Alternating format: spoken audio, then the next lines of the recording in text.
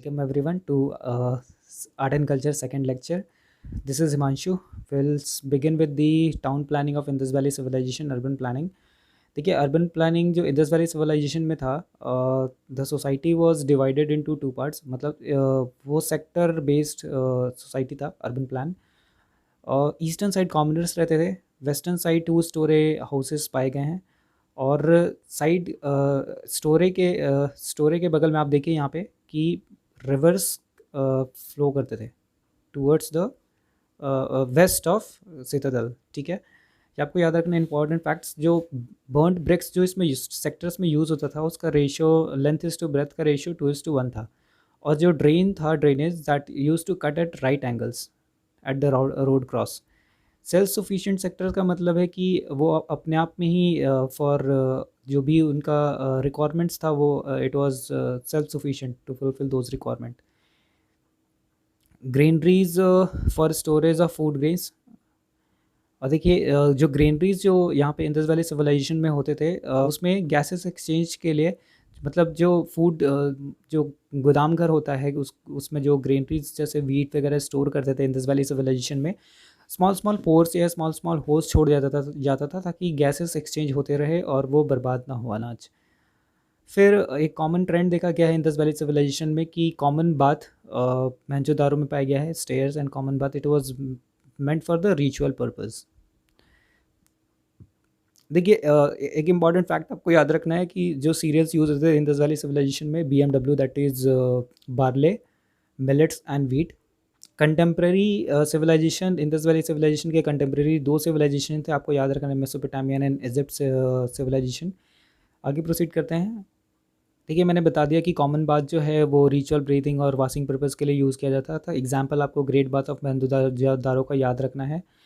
तो मैंने बता दिया आपको कि जो ग्रेनरी का कॉन्सेप्ट था वो साइंटिफिकली मेड था, क्योंकि वहाँ पे स्पेसेस छोड़े जाते थे for the exchange of gases exchange के लिए।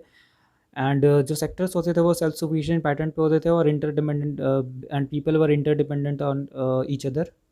मॉडर्न कल्चर में जो हमारा टॉपिक है इंडस वैली सिविलाइजेशन के बाद, वो मॉडर्न पीरियड है। देखिए लेक्चर जो है specifically dealing with the art and culture view point, exam view point से आर्ट एंड कल्चर से रिलेटेड जो भी इंपॉर्टेंट क्वेश्चंस बन सकते हैं हम वहाँ से डील कर रहे हैं। तो next topic Indus valley civilization यहाँ पे ख़त्म हुआ। हमारा नेक्स्ट टॉपिक है मॉडर्न पीरियड, जो इंपॉर्टेंट है। देखिए बुद्धा का बॉर्न 563 BC में हुआ, 6th century BC में, आप इसको याद रखें, इंपॉर्टेंट फैक्टर है, फैक्ट है। इस पीरियड जो 6th century BC था, इसको श्रमण ट्रेडिशन भी बोलते थे। देखिए समन ट्रेडिशन में बुद्धिज़्म, जैनिज़्म और आजीविका तीनों, all the three were the branches of श्रमण ट्रेडिशन। और 6th century BC श्रमण ट्रेडिशन जो था वो क्षत्रियास द्वारा शुरू हुआ था, एंड इट वाज एंटी वैदिक movement. they protested the existing varna system, caste based discrimination, complex brahmanic rituals and sacrifices, और भी बहुत सारी चीज़ें थे, subjugation of women, child and Shudras.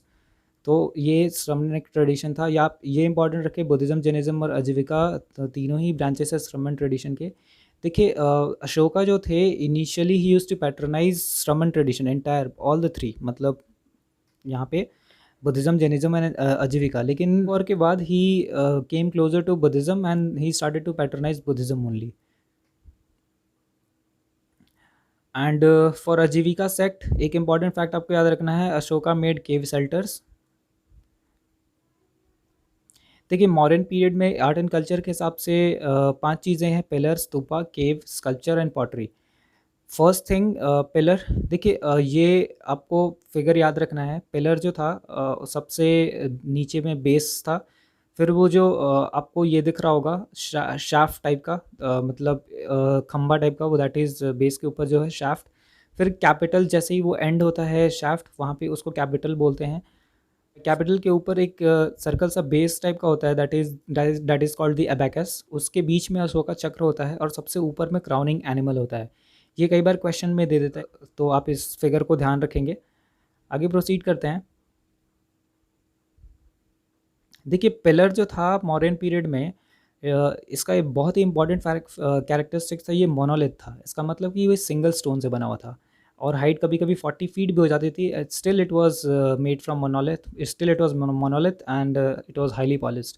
Compare करें अगर ईरानियन पिलर की, तो it was made after joining the pieces together. देखिए पर्पस पिलर का क्या था, कलिंग वॉर से पहले it was military conquest to commemorate the victory, imperial sermons and commands. After Kalinga war it was replaced by cultural conquest, that is celebrate events of Buddha, to doctrine of Buddhism, that is Dhamma, that was given by Ashoka, named after his mother। देखिए example आपको याद रखना है, Sarnath pillar UP में, यहाँ पे symbol है lion. Pillar at Lauriya Nandangarh, ये बिहार में है, यहाँ का सिंबल है लायन। रामपुरवा पिलर बिहार में, इसका सिंबल है बुल। आपको याद रखना है। एक और फैक्ट आप ध्यान रख सकते हैं कि मेहरौली पिलर जो है गुप्ता एज दिल्ली में, वो विष्णु जी को डेडिकेटेड है। देखिए सारनाथ पिलर है ये, it marks the event of धर्म चक्र परिवर्तन। ये इंपॉर्टेंट फैक्ट, आप इसको ध्यान रखेंगे। धर्म चक्र परिवर्तन, इसका मतलब होता है turning wheel of religion. It also means first sermon of Buddha. देखिए जो अशोक चक्र में 24 स्पोक्स होते हैं बीच में, और आसपास में एलिफेंट और कुछ कुछ फिगर्स बने, कुछ फिगर्स एनिमल फिगर बने हुए हैं। 4 एनिमल्स हैं, आप इसको याद रखें। भेल, मतलब राइट से आपको याद रखना है भेल। First is B stands for bull, H stands for horse, E stands for elephant and L stands for lion. ये काफ़ी इंपॉर्टेंट है एनिमल का, एनिमल नेम्स, आप इसको ध्यान रखिए। अशोका पिलर, अशोका चक्र के आसपास जो सारनाथ पिलर में जो अशोका का स्पोक्स के आसपास जो एनिमल्स बने हुए हैं, आप इसको ध्यान रखें एग्जाम व्यू पॉइंट से। पिलर के बाद हम बात करते हैं स्तूपा। देखिए स्तूपा होता क्या है कि मॉन्क्स लोग मेडिटेशन करने बैठ जाते हैं, 2-3 महीने तक वो वहीं पे मेडिटेट करते रहते हैं, और कई बार क्या होता है कि वहीं पे वो समाधि ले लेते हैं, और धीरे धीरे मिट्टी उन पे जमते जाता है, और वो एक स्तूपा का स्ट्रक्चर बन जाता है वहाँ पे, और वहीं पे वो उनकी डेथ हो जाती है, वो वहीं पे वो दफन हो जाते हैं, और एक हीप टाइप का स्ट्रक्चर बन जाता है, तो उसी को स्तूपा बोला गया है। स्तूपा के आने के बाद जो स्तूपा का कंस्ट्रक्शन था, इट गॉट इम्पेटस। आप 9 Ashoka made stupa at 9 places, ये बहुत इंपॉर्टेंट, आप इसको याद रखें। निमोनिक्स के लिए आप याद रख सकते, लुकारावे परव पीकू, लुम्बिनी, कपिलवस्तु, रामग्रामा, वेतपीड़ा, पावा, राजगृह, वैशाली, पीपलवाना एंड कुशीनगर। ये 9 प्लेस आप याद रखें बाय हार्ट, क्योंकि ये इंपॉर्टेंट एग्जाम व्यू पॉइंट से है। नेक्स्ट प्रोसीड करते हैं। देखिए थर्ड बुद्धिस्ट काउंसिल के बाद अशोका ने इंस्ट्रक्शन दिया कि स्तूपास कंस्ट्रक्ट होने चाहिए एवरीवेयर। तो पूरे लाइफ टाइम में अशोका के 84,000 स्तूपास कंस्ट्रक्ट हुए थे। He also constructed one of the stupa at Sanchi. देखिए इनिशियल जो 9 स्तूपा जो हमने बात किया यहाँ पे, इसका इंपॉर्टेंस आपको अब पता चलेगा कि क्यों ये इंपॉर्टेंट है। ये जो 9 प्लेस पे स्तूपा फाइंड होते हैं, यहाँ पे रेलिक्स पाया जाता है। Relics, symbolic relics of the Buddha, मतलब बुद्धा के कुछ अंग जैसे नाखून हो गया या फिर बाल हो गए, तो ये 9 प्लेसेस पे relics, symbolic relics of Buddha पाया जाता है। लेकिन जो बाद में बने हैं 84,000 स्तूपास, वहाँ पे रेलिक्स नहीं पाया जाता है। 4 स्टेज प्लेसेस, देखिए 4 स्टेज प्लेसेस मतलब these places are associated with the life of Buddha. Lumbini, Bodhgaya, Sarnath and Kushinagar.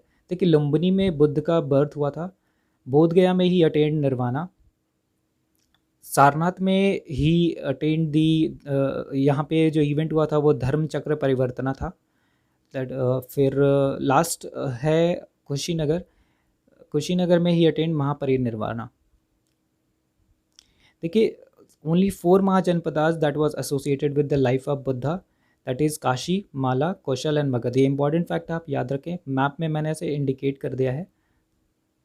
देखिए स्तूपा जो स्ट्रक्चर होता है वहाँ पे 4 गेट्स होते हैं, उसको गेट्स को हम को तोराना बोलते हैं, बाउंड्री वॉल को वेदिका बोलते हैं, और एक प्रदक्षिण पाथ होता है।